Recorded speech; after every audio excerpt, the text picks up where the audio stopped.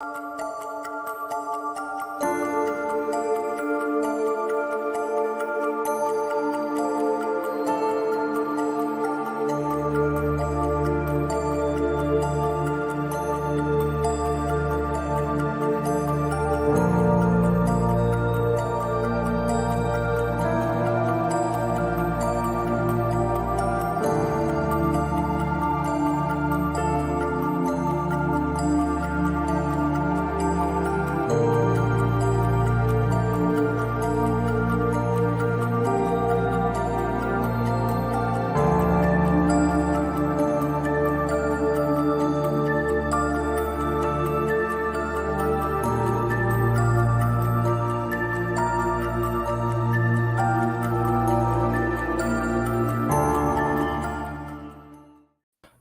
is up, guys? Welcome to the ThinkComputers Weekly Tech Podcast. This is episode 398, and our podcast is brought to you by Amazon. If you go to thinkcomputers.org/Amazon and happen to purchase something that helps us out and keeps the podcast on rolling, with me is my co-host who's wearing his championship shirt again. Well, this is did I wear it last week?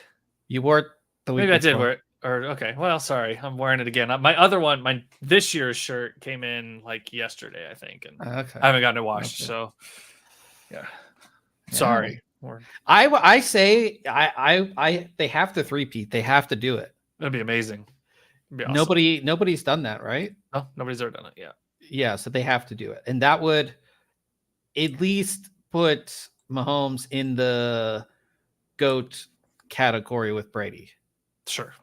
Yeah, but we'll see. But that's obviously a long time off. But if they do for the third time, like, you have to go to the Super Bowl. I feel like you have to go. Yeah, right. You gotta go. I gotta start saving. Yeah, start saving now. I gotta start saving last year. Yeah, where's the Super Bowl going to be at? Do you even know? I don't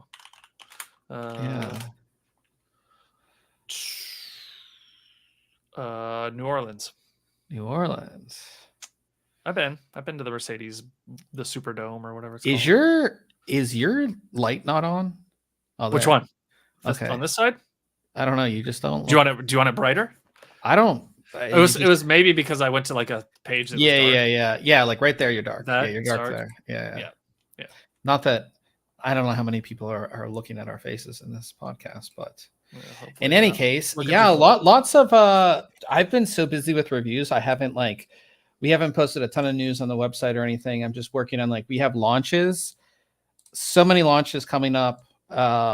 Actually, kind of the end of the launches, but I still have a lot of products and a lot of really cool projects that we're doing too. We're doing some builds, we're doing some other stuff. So I've just been super busy. But it feels good to be back podcasting. Also, I'm super excited to game tonight. Okay. We'll talk about gaming towards the end because there's some stuff I want to talk about when it comes to gaming as well. But if you guys do want to follow along, we do have a show notes page that does have everything that we're going to be talking about this week. All of the reviews, all the articles, it's all right here so you can go through. Or if you are listening later, or if you're listening on audio, you're like, oh, I want to see what that product's about, or I want to see, what that review is. It's all right here in our show notes, so you can click through and get all of the information. Now, we're going to start out here with a really fun review. Actually, no, we'll start out with the graphics card before we do the other one. So we'll start out with graphics card. I finally got my hands on a RTX 4070 Ti Super. So we had the refresh. We saw the refresh at CES, but I finally got one into test. It's Gigabyte's Gaming OC version. This is kind of the middle of the road for Gigabyte when it comes to their sort of product stack. Of course, you have the higher end Aorus cards, and then in the Gigabyte line, I forget which one's below the Gaming OC, but this sort of sits in the middle. And for those who don't know, the 4070 Ti Super, like I said, it is the refresh. It's actually based on the same GPU as the 4080, but of course it's cut down. But the real big upgrade that you are going to get beyond more cores is that you move from 12 gigabytes that was on the original 4070 Ti to 16 gigabytes. So all that stuff you want to do with 16 gigabytes, whether it's gaming related or even AI related, you can kind of do it with this card, which is nice. And of course, having more memory, and people, even it used to be 8 gigabytes. People were like, that's not enough. That's not enough. And now people are like 12. It's not enough. It's not enough. So this gets you 16 gigabytes of VRAM. So you can't argue that you don't have enough VRAM on this one. So the Gaming OC from Gigabyte, like I said, it is their kind of middle of the road. It on first glance, it doesn't necessarily stand out. It looks like sort of that normal graphics card, I'd say. It kind of just has a black shroud, triple fan cooling solution. This is their wind force cooling solution. And pretty thick, like not incredibly thick, but definitely over 2 slots. Dual heat sinks here, which you can kind of see here, and they are connected by heat pipe. Great cooling on this card, actually. And of course, you're going to get the 12V PWR power connection on the side. You do get a full coverage metal backplate, and it is pass-through, which is nice as well. And then you do get a little switch here on the side that allows you to switch between OC and silent mode. By default, the card is on a OC mode, and that's just to do with the fan curve. That has nothing to do with like power or overclocking or anything like that. Just your fan curve. So that's pretty much the card on like your first glance. Standard connections, 3 DisplayPort, 1 HDMI. You can see the height of the card just a little bit taller, probably about 2.7 slot. I wouldn't say it's 3, but close to 3. You'll probably need 3 available. Now, if you turn on the card, we do get some lighting. And the cool thing about this lighting is that, with all of these new graphics cards, when your card is idle, the fans spin down or they turn off, right? Yeah. So with this card, the RGB lighting is embedded within the fans, but it only turns on when the fans spin up. So it's not constantly on. But it does look really cool. And like the way they have this, it's sort of like the RGB lighting comes from the center of the fan and it pushes out into this outer ring. So it's not as bright. It's kind of hard to explain. You kind of just have to see it in person, but I would say the RGB lighting is pretty cool, and it's definitely different from what you're used to seeing. And obviously, when your fans like spin up or spin down, like the slower the fan gets, the less RGB that you get. So it's kind of cool the way that they have it set up. I think it looks really good. You also get like RGB on the Gigabyte logo on the side there as well. So again, like when your system's idle, you don't have any RGB, but when you're gaming or you're doing something GPU intensive, you're going to get some RGB. Now, if you want RGB all the time, you can just set the fan curve to always be on if you wanted to as well. And they have like their Gigabyte software. This is my first time really using the Gigabyte Control Center for a graphics card. You don't really get all that much control. You do get like fan control, performance control, and RGB lighting control. So, you can set your own fan curves. You can kind of do all of that. You can also go in and set your power limits and your clocks and see everything in real time. So the software's okay, but it's definitely much better than like their previous software, I'd say. So nice to see that. Now, when it comes to performance, we'll go to all the way to the end, just to kind of see where this sits at, like when it comes to gaming specifically. So this is really going to be a 1440p or 4K card. Like we test 7 games. Our average FPS across those 7 games in 1440p with like everything maxed out is going to be around 144.6 FPS. And again, it's all going to be dependent on title, but this is a card that can easily push a 144 hertz 1440p display. Definitely can go ahead and do that. Now, if we look at our 4K performance, we can see we're over 60 FPS, average of 80.56 FPS there. So again, you can easily push 4K titles with this. Now, depending on the title, if you wanted more FPS, obviously you can turn certain things down, but this is easily going to be a, 1440p or 4K card. Even at 1080p, you will likely get throttled by your CPU unless you are using like a 14900K or something like that. You know what I mean? So that's something that you just need to consider. But I think this is a card that you're buying for 1440p or 4K. The only thing about this card is that the fans were slightly louder than other cards that we've tested. If we look at our noise levels here, do you happen to know what size they are? Oh, that's the wrong graph. They're 90 millimeter fans. Okay. This is not the right graph. That's interesting. Well, whoops. Yeah, it's like way down here. It's towards the bottom. This is the graph from our Asus review, so I'll need to write a note to fix that. But yeah, it is a bit louder in gaming situations. Now, again, the fans turn off during idle, so it's not like something that you're going to deal with all of the time. And again, it's not like it doesn't sound like a AMD Wraith stock cooler. It doesn't sound like that. A blower style cooler. Yeah, but it is louder than some of the other cards that we've tested. So just keep that in mind. But overall, I like the card. I think that this card does give you a little bit better performance than you got, like comparing the 4080 and the 4080 Super. That was like 5% difference overall. This actually gives you, what did we say here? 7% better performance at 1440p and 12.5% better performance at 4K. So a little bit better performance. And again, this is made to replace the current 4070 Ti. So it's a replacement. And as far as pricing goes, the MSRP of the 4070 Ti Super is $799. This is going to be $849. So with that extra $49, custom cooling solution, RGB lighting, you are getting a slight overclock. I think the overclock's only like 1.7%. So it's nothing crazy, but you do get that slight overclock as well. So I think it's priced fine for what it is.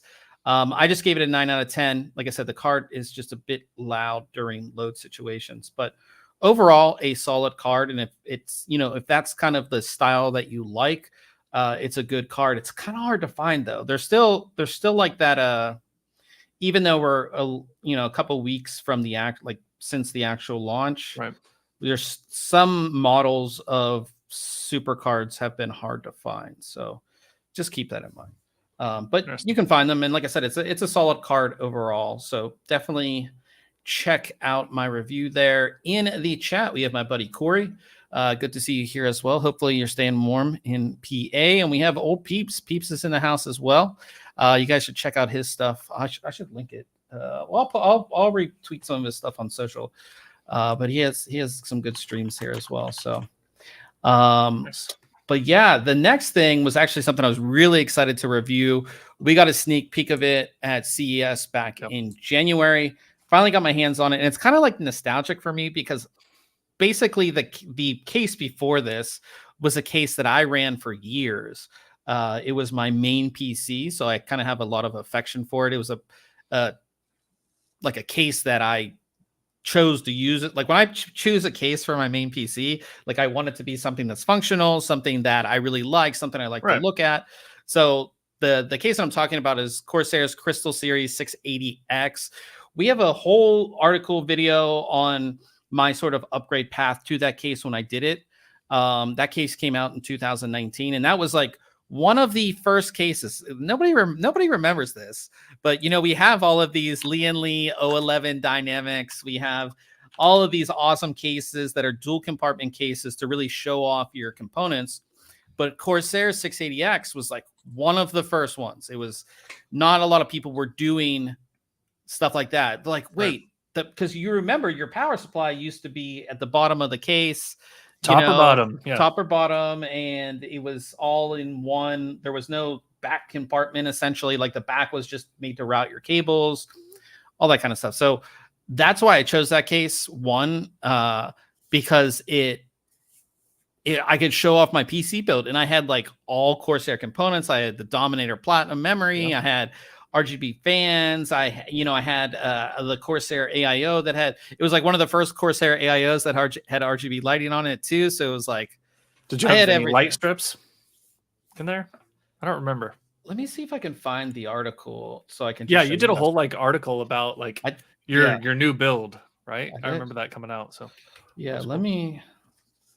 But yeah, that case is like pretty iconic for that time period. Yeah, because like people don't prior to the 011 dynamic, right? Like, yeah, that was one of the cases that everybody had, and of course, you know, there's like the Fantex, of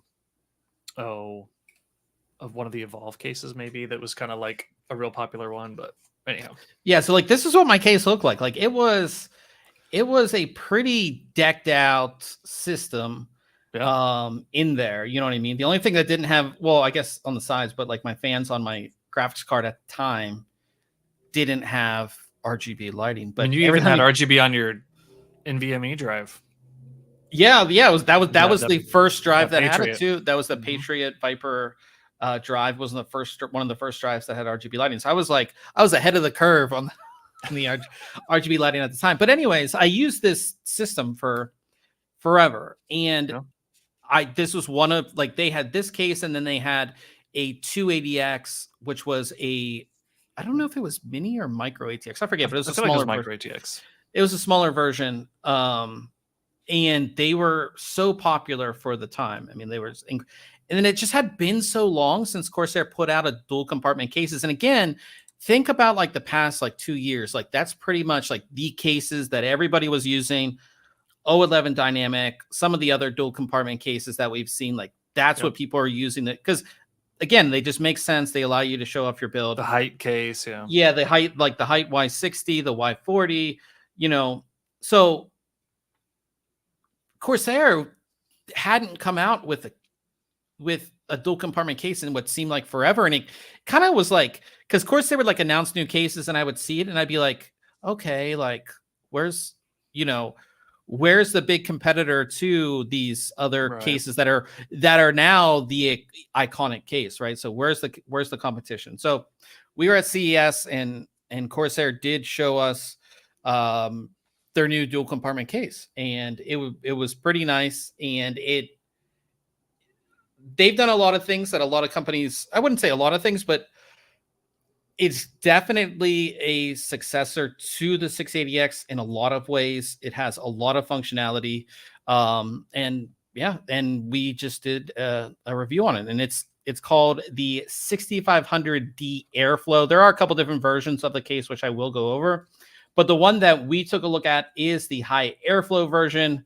So if you're real concerned about performance, this is the one that you would want to get. So this is the case. It's quite big. We have a full video on our YouTube channel as well. So if you want to check that out instead of listening to me talk about it, I have a full video on the YouTube channel. But basically, there's essentially two cases and then one variation of the case that is going to be launched. So we have the airflow version, which is right here. As you can see, mesh front panel and cooling bracket in the front. So that's the 680, or I keep on saying that's the 6500D airflow. And then this version over here, which is the glass panel, that is just going to be the 6500X. And that's, again, both cases will be available white and black. You can pick. And then there's a 680X RGB that will ship 6500. Yes, sorry. I even said that in my video too. I kept messing up. So there's a 6500X RGB that will, like I said, which is the glass version, that will come with 3 fans and their IQ Link Hub all together.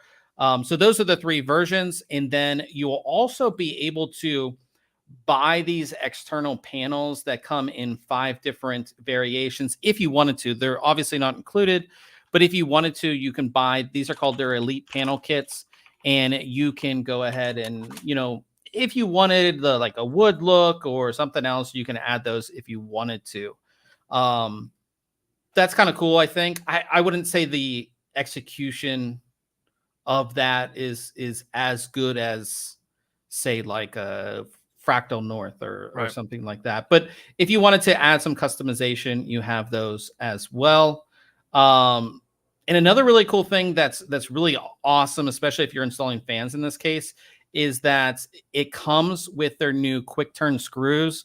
If you're a PC builder, one of the biggest pains ever, and I know Ryan knows this as well, is that if you are installing more than 2 fans in a case, oh my gosh, yeah, the screwing in each fan individually with the included fan screws that everybody knows, it's just such a pain, and they're hard to screw in, and you got to turn like 2 or 3 times at least to get it all the way in there. These new quick turn screws are 1.5 turns, and they go in and out so easily. It's really hard to explain. It's like wild. somebody's, it feels like somebody's helping you. Like somebody's helping you either screw it in or take it out. So yeah, these make things so much easier, and they help so much because when I was doing my install in this case, I accidentally installed my fans not the wrong way, but like they were where the connection was on the wrong side for the fan. So I had to install 3 fans, then take 3 fans out, then put them back on. So it was awesome that the case comes with these screws. Now, Corsair will be selling these screws separately as well. So if you wanted to get these screws for your build, you can definitely go ahead and do that. But yeah, so that's one of the cool things. Now, I have the white version of the case. One thing I noticed right away about this case is that it's heavy. It's a heavy case. That's because there's like hardly any plastic on this case. Like these front panels were typically on a lot of cases, it's plastic, or the top panel, which you see, it's all metal. Even these feet right here are all metal. Everything's metal. There's only a little bit of plastic on this case, which I will show you, but all metal, which again, just speaks to the quality of this case. You can see we have mesh in the front, and we have a full pull-out filter on the bottom. The front actually easily you just pull it off, comes off really easily. And there is a fine mesh filter built into the front panel.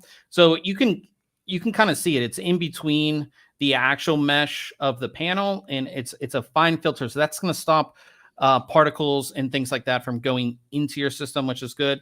And then we have this cooling bracket. This is going to support 3 120 or 3 140 millimeter fans, as well as radiators up to 360 millimeters. Now, for some reason, if you wanted to, for some reason, you have this going for a while, and you're like, oh, I want the glass version now. They will sell a conversion kit that you can convert this. That's good.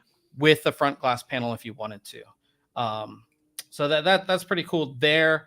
The top of the case, again, same thing, ventilated panel. Now this ventilated panel does not have that mesh in the top because you want the airflow going out of your system. So the mesh does stop some airflow. So you know, and you're not having particles going in. Typically top of your case is not going to be an intake. So you don't have the mesh there. But again, there's a little tab at the back, it looks pretty cool.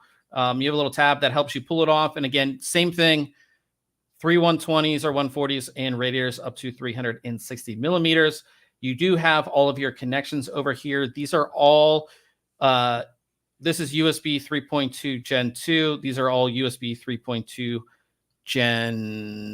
these are all Gen 2s. So lots of connectivity, and you can see Corsair is doing this thing with their all their ports now are going to be yellow, so that's kind of a thing that they're doing on their cases as well. So, but again, this top panel, this accent panel, is steel as well, so it's really cool to see.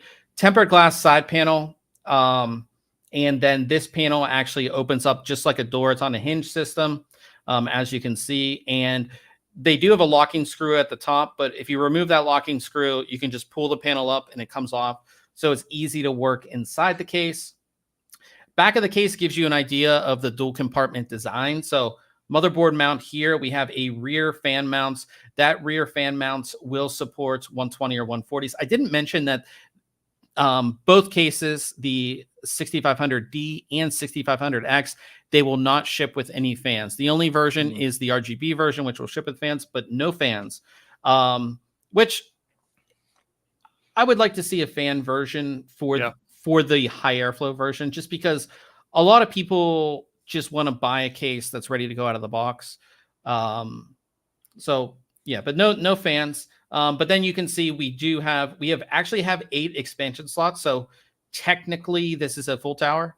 So we have 8 expansion slot covers. Now there is no GPU mounting, vertical GPU mounting by default. They will sell a expansion kit that allows you to do that, but it's not by default. There's also this down here. There's this Velcro strap here that will allow you to sort of like organize all your cables, which is nice. Power supply is over on this side. Vertical mounting power supply, but it is full ATX, and there's a lot of room back there, so you can put in up to 220 millimeter long power supply. So that's going to support like the 1500 watt big power supplies. Yeah. And then right here, you'll see that this is a little cover. There's actually a compartment behind there. We'll go to, so that compartment opens up. It's a thumb screw, and then you have 2 pull outs. Hard drive trays. These are plastic, so this is like the only plastic thing in the case. These supports either a single 2.5 inch or 3.5 inch drive. So 2 hard drives there, easy to access and go ahead and pull out. The back panel is all mesh, so it's going to be an all mesh back panel there, which we'll get to, so you can see completely all mesh there. And one thing that was nice is that the thumb screws that hold this mesh panel on, they actually have sort of like a washer here. So if you open and close your case a lot, you'll know that when you tighten those screws, it like rips the paint off the case. Yeah. So this stops you from doing that. These are captive screws as well, so they don't, you don't have to worry about losing them. And then, like I said, the feet are all metal, and the feet are actually, this is an entire metal piece right here. It's not just. I remember that looking really cool at CES, like. And very heavy duty. Yeah, it's very heavy duty. It is a heavy case. So that's the outside. Let's go to the inside. As Fast and the Furious is happening outside my house. I hear that. So looking inside, as far as motherboard support, you can do up to extended ATX. And one of the big things I was actually really surprised when they told us at CES is that this case will support the rear connection motherboard. So Asus, BTF, MSI Project Zero. You can see all the openings here. That's what they're for. So if this is very forward thinking. I assume because a lot of companies are making cases for that. Like, I think that like in 2 years, that's going to be the normal thing. Maybe. I don't know.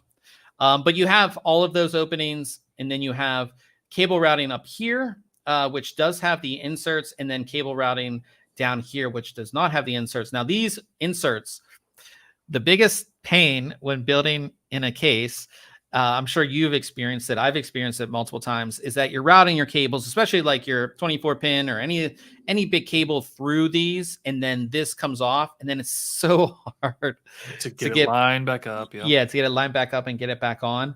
These, at least in my testing with this case, these do not come out.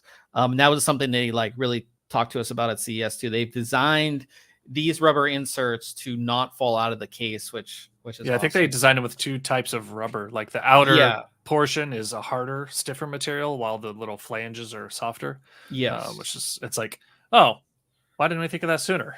Right? Just like it's just like all this stuff. It's like, why didn't we think of it? So that's the mount there, and then this mount does get cut off, and it gives you the side mount here for cooling. So that's something we didn't get in the 680X. We didn't have any side mount cooling. Right. And obviously with cases that you want that nice front glass panel, that's the only way to get really good cooling into the system beyond the bottom, is to have the side mount cooling. So the side mount only supports 120 millimeter fans. So you can do 3 of those, or radiators up to 360 millimeters. And this cooling bracket, I have it in its back position, but you can actually move it up. So if you're only installing fans there, maybe not a radiator, you can move it up so it's more flush. It's not completely flush, but it does move it up closer to the to the front of your case for a better look if you wanted to go ahead and do that. And then you can see 4 cable routing holes on the side of the motherboard mounts. They have those same rubber inserts there as well. So great to see that. Lots of, like I said, lots of room for organizing and routing all your cables and all of that kind of stuff. Bottom of the case, completely ventilated. Also supports 3 120s, 3 140s, and radiators up to 360 millimeters. And you don't like, you can see the motherboard tray is like lifted off a little bit. Mm-hmm. So you can install fans down here and you don't have to worry about them like getting in the way of your motherboard or anything like that. Like you're good to go there. Now, if you did install like a thick radiator, you could possibly have, you know, some issues. But sure. when it comes to fans, you won't have any issues with that running into your motherboard or anything like that. Taking the backside panel off again, you can see that it is all ventilated there. And then the backside. So the backside is very much the same as the 680X. So there's that hard drive cage that we had with those two hard drive trays inside. And then we actually do get two more removable hard drive mounts. Now, these only support 2.5-inch drives. So in total, 4 hard drives, which isn't a lot when it comes to how big this case is. Sure. It would have been nice to see at least some more mounting options. Like maybe I can mount these other places in the case. And keep this, but like maybe sell some of these brackets or something for people who wanted to do that. I know like me, like I'm all NVMe for the most part. Like I know a lot of people are, but there are a lot of people who still have at least a bunch of 2.5-inch drives. So only having support for 4, considering the size of this case. Yeah. There's definitely things they could do to like the 680 had slots, like horizontal slots for 2.5-inch drives in the back. I remember they had like 3 or 6 or something like that, or maybe it was even more. But yeah, they had multiple options. Obviously, this is a little different configuration, especially at the front.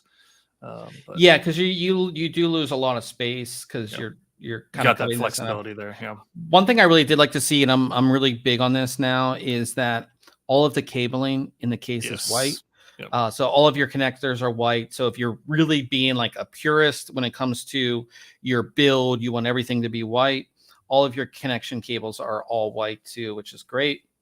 And then you can see that side mounts. It has a single screw that allows you to fully remove it from the case. So if the front and the top aren't easily removed from the case, they don't have thumb screws that like allow you to take the cooling out. In my experience, like I put fans in the front, it wasn't an issue. Like I didn't really run into any issue, but this side mount is a lot harder to access. So, it's nice that you can fully remove it from the system, install your fans, and then put it back in. So that is the inside. And then you can see my build. My build's really simple. Nothing crazy, obviously. Motherboard goes in, no problem. Drive, I just used a single 2.5-inch drive. Right there. Power supply, again, just goes right on the back there. I installed 3 fans in the front. As you can see, they're 120s, but they go in no problem. And as you can see, those new screws that I used just made the process so much easier, which is awesome. Graphics card support is up to 400 millimeters, so you can put whatever you want in there. If you have a normal size radiator on here on the front, you can only do up to 370. But even if you have fans in there, it's still 400. So lots of room. No problem there. Another cool thing that they have in this case is they have hooks. So you can see these little hooks here. These allow you to, they're specifically made for Corsair's cable that comes off of their fans. But I'm using like Thermaltake fans, and like the single cable that comes off of those really goes into those hooks and allows you to easily route your cables. And you'll find these all throughout the case. Like you can see them down here as well. But they're all throughout the case. Plenty of tie down points as well. So you have a lot of just ways to organize things. The only thing that I didn't like is that here's the bottom of my motherboard. And like, I just would have liked to see those rubber inserts there. Just make it a cleaner look overall. That was really the only thing I didn't necessarily didn't like. And again, me being me, it looks like a mess back here, but it's hidden, so it doesn't necessarily matter all that much. That's fine. But yeah, I feel like if this was like actually my build, like my full-time build, I would have cleaned up things a lot more. But yeah, really easy to route everything. Everything goes through those cable routing holes and around the other side. I mean, look how clean that is. It looks pretty good. Yeah, super clean build. No, like I said, no issues with. But you don't have a white SATA cable? No, I don't. I need to get one, I guess. Yeah, you need to get one. Yeah, I don't have the white SATA cable, and then my extension cables are just white and black. Yeah. What's that other US? Is that at the bottom on your motherboard? This? The other black. No, the other black connection. That's for the controller for the fans. Okay, the Thermaltake. Yep. Yeah, the Thermaltake controller for the fans. Gotcha. Which uses a Molex connector, which we're not going to talk about that. But yeah, really clean build overall. If you guys want to see what it does look like with fans, and again, it does not ship with fans, but if you were to put fans in it, you know, that's what it's going to look like. You can see the inside there. Now, if you aren't installing stuff in the side mounts, you can kind of see through it because it's mesh. So it's something to consider. I think a lot of people will be decking. If they are getting the high airflow version, they probably will be decking it out. But if you're not getting the high airflow version, you're probably getting the 6500X, which this is all glass. So your intake's going to be over here and you're going to use it anyways. But it's something you might want to consider. You know what I mean? Yep. But overall, like, I'm not going to go over cooling or anything like that, just because that's all dependent on what you put in it. We did put stuff in it if you want to look at it, but I mean, the cooling's going to be good just because it's a high airflow case. It's a big case. So yeah, I really liked it. I gave it a 9 out of 10. It's $199. So both the 6500 and 6500X are going to be $199. The 6500X RGB, I believe, will be $259. And again, that comes with 3 of their 120 millimeter fans and the control hub. Yeah, I mean, for what you're getting, I think that the price is fine. I would have liked a version, an airflow version that did come with the fans as well. We're not getting that, at least not right away.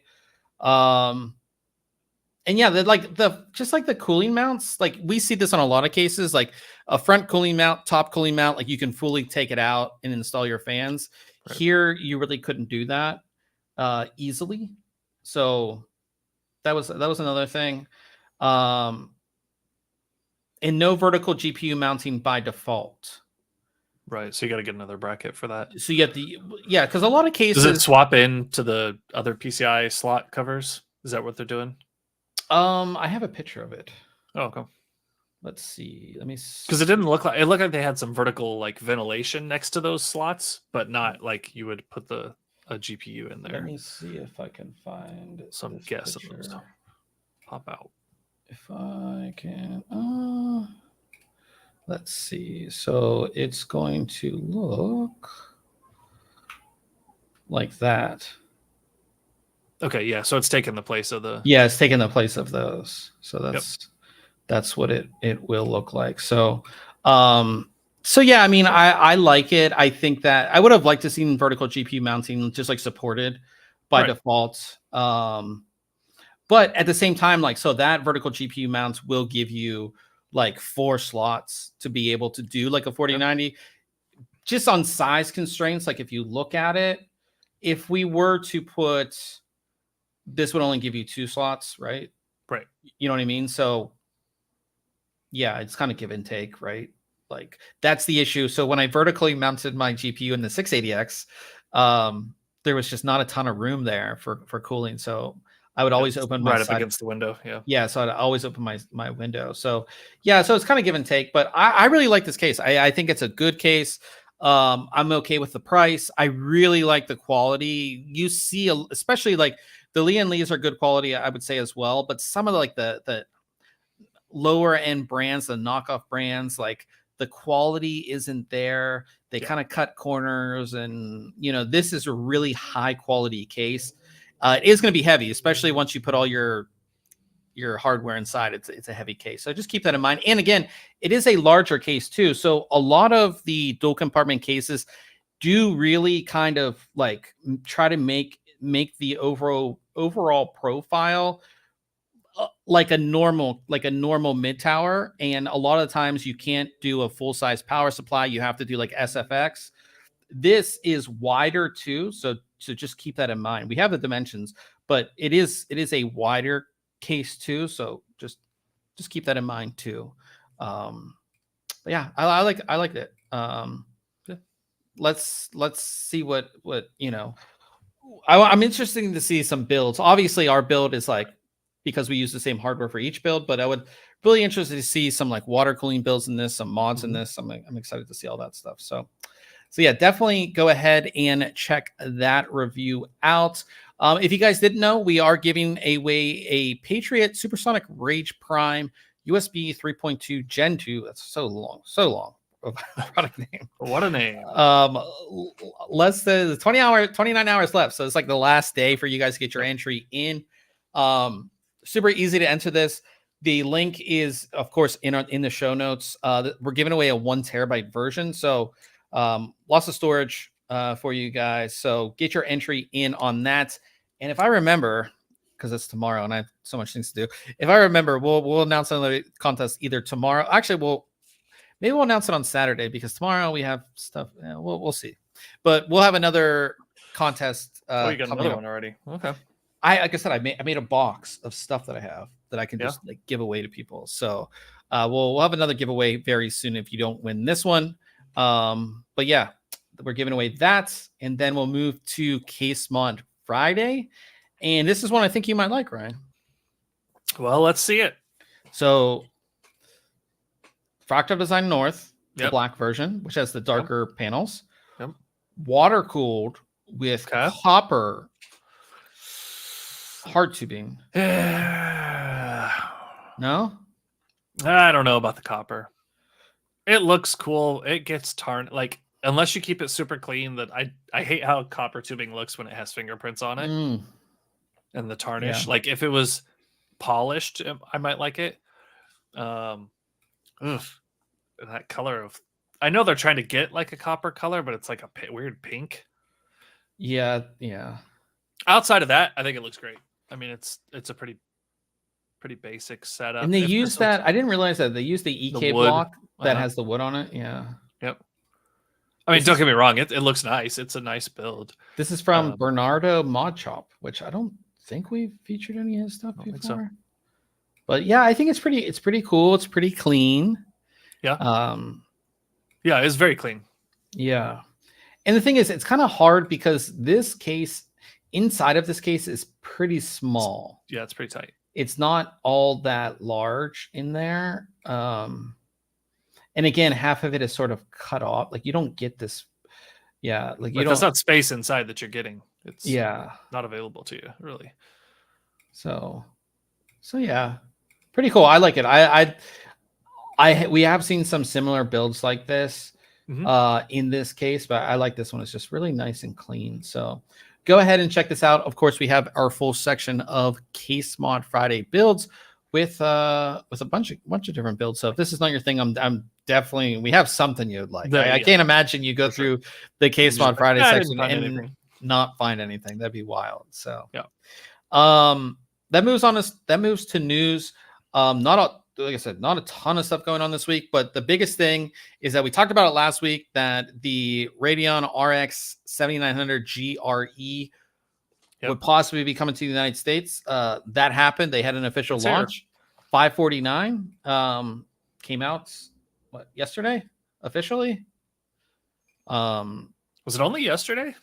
The reviews came out the 26th. Okay, maybe that's what it was. Yeah, I was like, the reviews came out the 26th. I think it was like available to buy on the 27th. Okay. But yeah, that's kind of cool. It's kind of crazy that they have 3 SKUs in that 7900. You know, they have the 7900 XTX, they have a 7900 XT, and now they have the 7900 GRE. But they're kind of doing the NVIDIA thing. It's like, how many SKUs can we get in here? How are we going to get this? Yeah. So 549, which isn't crazy. I would have liked to see, like, just call it like the X, right? So then you have like the X, the XT, and the XTX. This is true. You're just stacking on. I think because what does the GRE stand for? I know it was. I don't remember. It was something. It's something that's like popular in like the Chinese, because it launched in the Chinese market. That's why. Right. Golden Rabbit Edition, I believe that's what it was called. That's what it was. Yeah. Yeah, and is that for their new year, or is that for no? Because I don't know why they called it that. To be honest, right. But in any case, yeah, it's good to see it become available. A lot of people, when it did launch in the Chinese market initially, were like, "Oh, sucks that we're not getting it." But I assume they, just like I talked about last week, like it's a good launch something in one market. If it's popular, we'll bring it to the rest. So makes sense. I might be getting one into review, so we'll see if I do. That'd be kind of cool. But we'll see if that actually comes through. But in any case, yeah, we have a 7900 GRE. You don't have to weirdly import it or do something crazy that wouldn't be worth it in the long run. You can go pick them up now. But because of that, the price of the Radeon RX 7700 XT went down as well. So you can pick these up for $419 for a 7700 XT, which is just awesome. So yeah, because they bring that model at $549. The original price of the 7700 XT, I forget what it was, but it was just too close. It was way too close. They needed a bigger price gap. So this is down to $419. Again, coming into like, if you think long term, coming into like end of summer, holiday season, there's a lot of options gonna and again, those NVIDIA cards are gonna go down in price too, because we're not having anything come out till so it's gonna, and it's like it allows them, I feel like it allows the market to become stable. You know what I mean? Like, yeah, because that the whatever the 5000 series isn't coming to at least next year, right? So all the cards, there's nothing else new coming out, so it allows the market to kind of stable and allows people to really like, they don't have to like jump on a card or jump on a deal. Like they know, right? They can choose exactly the one. Like wait another month and like save up that money to get the next level up without feeling like you're still gonna miss something because something new is gonna pop out. Yeah. So really, really awesome to see prices continue to go down. You remember those? We saw it at CES in person. And there was a big thing when Starfield came out, the special edition graphics card in the special edition 7800X3D. Well, Starfield got the FSR3 update, and they decided to give away another set of this, which I don't know how many they made, but there's not a lot of these out there. They're giving this one away on Twitter or X, and they're giving another one away in their Discord. So jump on this if you can, because it is a really cool looking card. It is a really, really cool looking card. The CPU, you're just gonna and having these boxes, like the box that it comes with on display, that's especially if you're like an actual Starfield fan, like that's. I love the blue, yellow, and red fins on this one. Like on the other, you typically just get the red on the standard Radeon, but these with the extra colors looks pretty awesome. Yeah, it looks great. So pretty cool that's being given away. And moving on to gaming stuff, one of the best large format open battle games was Star Wars Battlefront. It's just such a fun game. So fun to play. Well, they're bringing it back. Not a new game, but Star Wars Battlefront Classic Collection is coming back on March 14th. So it's going to give you the original Star Wars Battlefront and Star Wars Battlefront 2, which was Star Wars Battlefront 2. I spent so much time in that game. It's so much fun. And they'll both be available, like you get it as a pack, available on Steam for $35. Did you ever play Battlefront or Battlefront 2? I didn't. Missed out. It was so much fun. I think the only Star Wars game I really played was Rebel Assault. I mean, this is like back in the 90s. So yeah, no, this game was so cool because it, like all the big battles from the movies, like you could play sort of like in real time. Right. And it was sort of like Battlefield almost. It was like how many players? Remember when Battlefield was like 64 players? Yeah. And like that was like, oh man, this was like the same thing. It was like big battles, and you could get in like the spaceships, and like it was really cool for the time. So it's cool to kind of trying to, I wouldn't say necessarily reviving it, but bringing it back together. And a lot of people saying that they're going to they're going to spin up some servers and stuff for people to play and all that kind of stuff. So yeah, I mean, what's the point of bringing them back if you can't play it? Right? Exactly. Yeah. So they're going to be doing some of that before the ROG Ally, before the MSI Claw. Yep. The other big competitor to the Steam Deck was the One X Player. We talked about, they have a bunch of different products, but their One X Player 2, the Pro version just got an update for new hardware. So it's now going to have the Ryzen 7 8840U. This thing looks really nice as an alternative to any of those other mobile gaming devices. This thing looks really cool. Let me go to the actual, we don't have a link to this? I thought we did. But this thing does look like really awesome. Let me go. Here we go. $949. Yeah. And it has the removable, just like the Switch. That's pretty cool. Yeah, just like the Switch and the Lenovo version. Yeah, it's pretty cool. It's a really cool device. I think, like, we see all these, like, because we've been covering a lot of this mobile gaming stuff. Like, we see all of these companies, but the One X Player was like, they've been around for a while.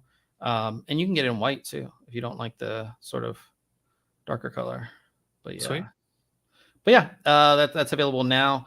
$949 for the 32 gigabyte plus 1 terabyte. So yeah, pretty cool. And then finally, Switch 2. We've been covering a lot of Switch 2 stuff. New report says it's set to release in March 2025. Seems like so far away. But yeah, March 2025 for the Switch 2. This is a render that somebody, that somebody made. Do you think they'll go more of like this sort of this really looks like a PC device, this sort of imagining of it? Sort of. Do you think they'll keep it the same size? Do you think they'll? No, I think we'll get a little bigger, like a bigger screen. Okay. Which will then translate to maybe a little bigger controllers. Okay. I know that was always the thing that I hated about it. Like trying to play with the little Joy-Con, like if you took them off and had 2-player, not really that great. But I don't know. Do you think they would have a big version and then a small version that you put in your pocket? But like, why?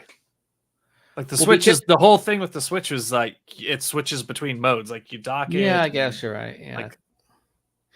Yeah. You're right. Otherwise, you're kind of like the Wii. What was the Wii U? Yeah, right? It had the controller with the screen, and then it had the console itself too, right? Yeah. Who knows? But I like I said, I wouldn't say I'm necessarily like excited or anything like that. I haven't really been excited about a console in a while, just because I play mainly PC and I don't play games like on the go or anything like that. So yeah, Old Man in the chat says it'd be interested in what upscaling Switch 2 will use for high resolution games. Yeah, it'd be interesting to see who gets that contract. Is it going to be probably AMD? AMD still, yeah. Yeah, probably AMD. Like, that's kind of what to think about it. Talking about that, there's a couple things that we didn't cover this week. One is that NVIDIA did release a beta version of their, we finally replaced the NVIDIA control panel. Yeah. Let me see if I can bring this up. I have not tried it out yet, but Taltosh in our Discord actually posted this. But yeah, a new NVIDIA app. So you don't have to sign in, right? Yeah, you don't have to sign in. So that I remember when they first did that. It was there's like a war going on between you have to log in to the software. But yeah, new GPU control center, everything's unified within one app. Because that NVIDIA controls panel looks like it's from Windows 98 times. It's in beta right now. You can download it. and everything. Have you tried this at all? Probably not. No. Ryan doesn't update anything. So, you know what? I did update a bunch of software. I updated my Wavelink and my Stream Deck. Like every time I logged in and started my machine for the last 6 to 9 months, I've been getting pop-ups, and I was like, all right, isn't it funny? Isn't it funny? You'll like let that stuff go. Like, well, yeah, because I'm like, I got a million audio inputs and stuff, and I'm like, as soon as I update this, so I spent like 10 minutes screenshotting and documenting. Oh wait, it doesn't save your stuff?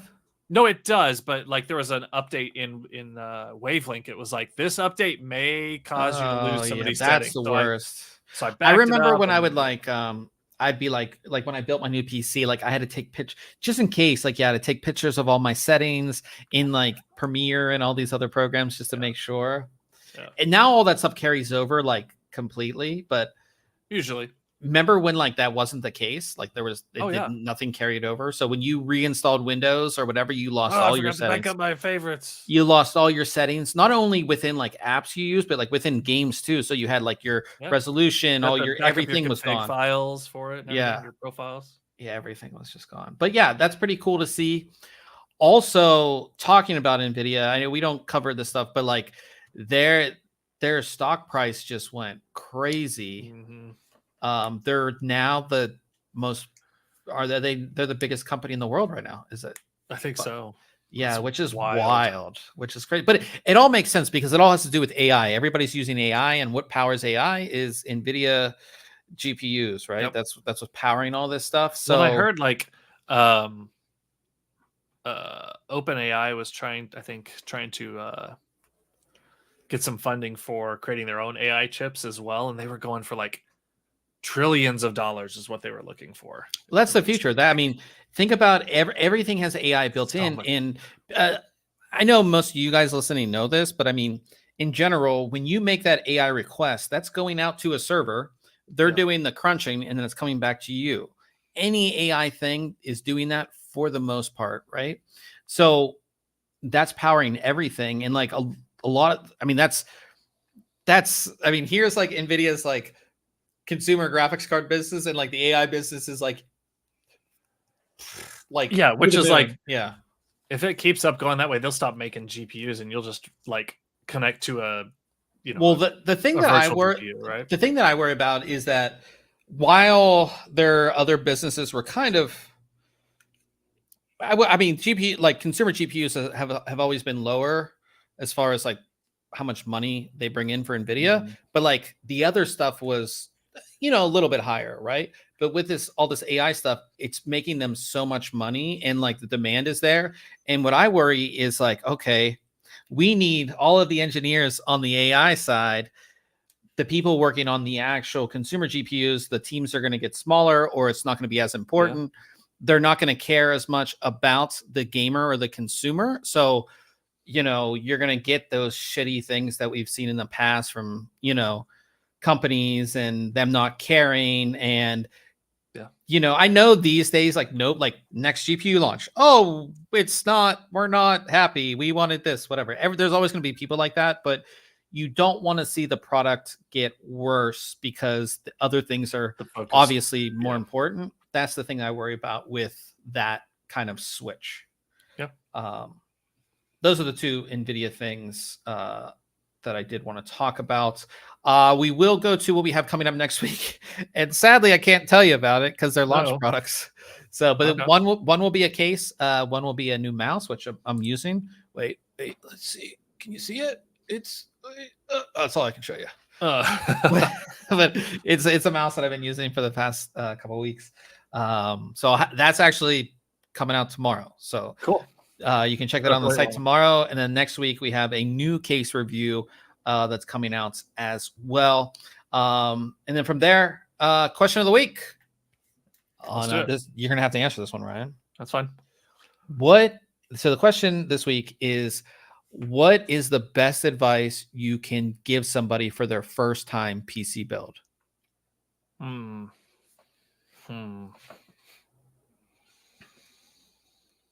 I would say if you can get a friend or someone that has done it in the past to assist you with it, not do it for you, but be there as like a guiding hand. Like that's probably it's almost cheating, right? So I guess if you take that option away, that's a great.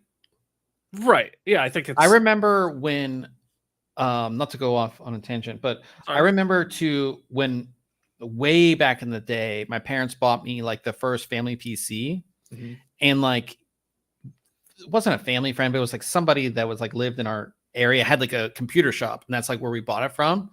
And like I went in and like watched it. Kind of, they didn't really help him, but like I kind of just like hovered and like watched him build it, you know. So it's kind of just like helped me understand everything, kind of, you know. Right. So I think a lot of people do that. Like they know the guy who's like the computer guy, and you know, you order the parts. I've done that with friends too. Like they order the parts, I come over and help them build it and kind of show them, and yeah, and that gives them a little more comfort if they do run into something. Like you're like, oh hey, remember when we put that fan? You know, like oh hey, this fan isn't spinning. What could be doing that? Okay, well remember when we plugged those into that controller or the motherboard? Just like find that cable and trace it. Maybe it came undone or something, right? Yeah.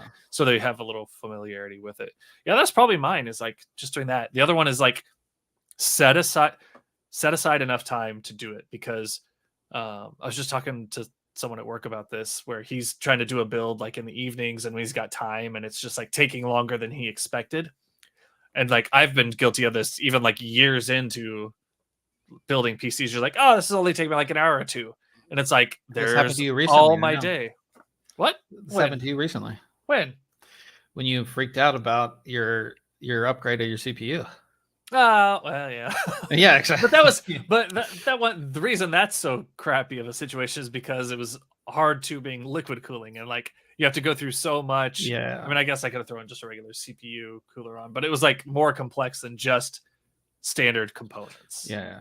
But, yeah. No, my answer to that question is a little. It's got a good answer too. Is a little different. It's my thought process with this was like thinking about the actual build, and my answer would be figure out figure out the price range, figure out how much you want to spend, because that's going to dictate your components. So yeah, that would be my advice, is like, hey, like I'm going to spend $1,500 on this, and then you can kind of part out what you want. I think that's kind of related to that. I'd say, yeah, use PC part picker. Like if you set your budget, like it's got a running total. So if you need to adjust on the fly, go back to that, you know, memory, and because a lot of people 32 gigs do 16, and a lot of people be like, oh yeah, that 4090 blah blah blah, but then like their budget budget is $1,500. Like the GPU is more than that. So figure out your budget and then figure out what fits within that budget. And you, with PC part picker, you know, you can pick like, okay, do I want the better GPU, or do I want NVMe storage, or you know what I mean? Or do I, you know, want this, or do I want, you know, instead of 32 gigs RAM, how much is 64? Like you can, that was my kind of thing. I really like yours though. Old man in the chat said, first time builders should watch how-to videos on YouTube. They're very helpful. Yeah, I think we haven't made. I was just thinking, I was like, maybe we should make. Yeah, we need to make some. What do they call that? Evergreen content for the site and for YouTube and stuff. Once we get past all these launches, because that's what all my energy is going into currently. I mean, it should be pretty easy to make a how to install an AMD AM5 processor. You know what I mean? Like just like 5-minute videos on all sorts. I know. I need to start making a list of that stuff, because that's the good stuff. So yeah, if anybody has any suggestions on that stuff, or stuff you might be like looking for us to do. I was going to run a poll on X or Twitter, whatever you want to call it, but I did not, of like what people want to see. But in any case, we are doing some different stuff. Like I said, I'm doing a build video coming up. We're doing some other stuff.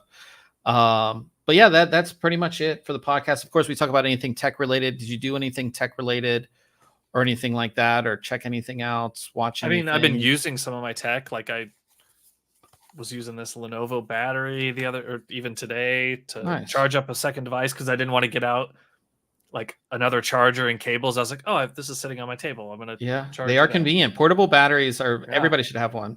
And a lot with most devices coming Type C, like, you know, the iPhone's Type C now, like everything's Type C. So like even like say like this mouse, you know, like I can charge this, you know, via Type C if I don't, have it available. So yeah, portable battery is awesome. I haven't done anything tech related besides working on reviews and things like that. A lot more cool stuff coming. Like I said, I keep on saying that, but it's just got to grind through it and get it all done. Still considering getting that Insta 360. Oh yeah, right. Yeah, there's like one or two in store in town, and then I looked again, and like Best Buy's like, yeah, if you order it today, it'll be here in a week, and I was like, that's too far away now.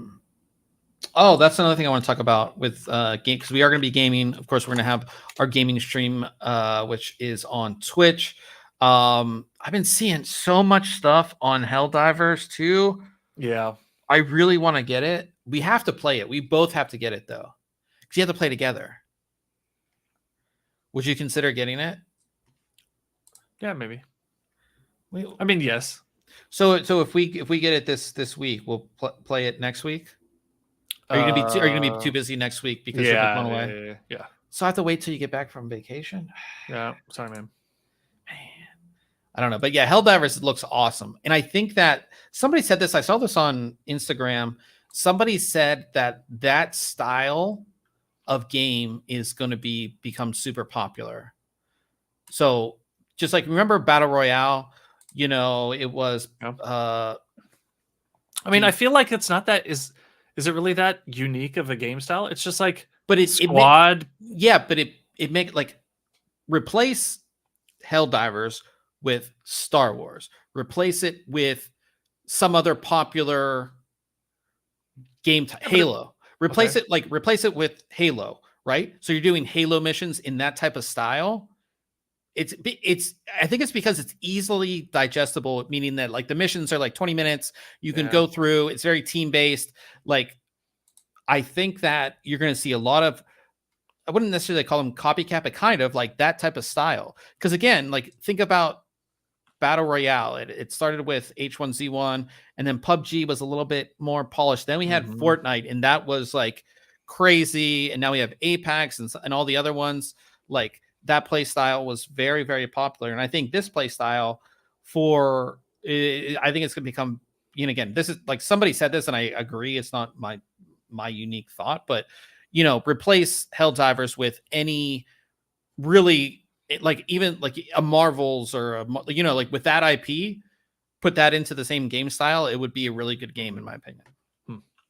Yeah, I guess I need to just look closer into it. Old Man in the chat said he ordered a new keyboard, VXV Retro 75. Let's see what that looks like. Or XVX Retro. XVX, yeah. Oh, nice. That's sort of. Oh, is it like the one we saw at CES with the screen across it? I think it's this one. Hold on. Actually, wait. Is it the retro gray? Hold on. I guess I have to bring up on Amazon. He says Twitter was upset they were killing bugs in Helldivers too. Oh, that's cool. That's really cool. Look at the little screen up top. Mm-hmm. That is super cool. That's like, yeah, that's a nice looking keyboard.